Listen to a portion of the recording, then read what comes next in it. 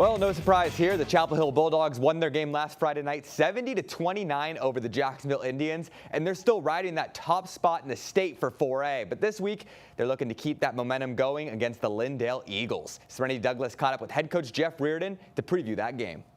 We're trying to get 1% better at something every day, trying to be 1-0 every week. And in the process of becoming 1% better every week, Coach Riordan is correcting the errors of the team even after winning 70-29. You get the film and, from little thing to footwork to hand placement to effort to, we had some penalties and we didn't execute everything that we called up. Correcting those mistakes is what aligns the team with their goals. Every week in District 9 4A is tough, and our goal is to ultimately get to Cowboy Stadium and play in the state championship game. And there's definitely a lot of room for improvement before we can solidify being one of those teams that play the last game of the year. One of the Bulldogs' biggest strengths is the depth on their team.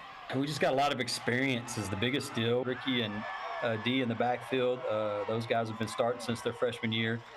Cam, Kelly, and Javen on the outside at wide receiver played a lot of varsity reps. The LINDALE Eagles have gone 3-4 so far this season and have key playmakers. They're a lot like us. With Clint and Casey, they've got a lot of experience. They've been playing on varsity for a long time. Seems like we've been tackling Clint for a long time, and Casey's been blocking us for a long time. Definitely a tough matchup for us going into Friday night. Definitely not a cakewalk. Every week, the stakes get higher for Chapel Hill to continue to improve. Right now, #1 team in the state, there's a huge target on our back. Everybody wants to knock off the #1 team in the state. It's LINDALE week. We've been fired up. We've been practicing hard, and we've been focused because we know it's going to be a dogfight on Friday night. Reporting in Tyler, I'm Serenity Douglas, CBS 19.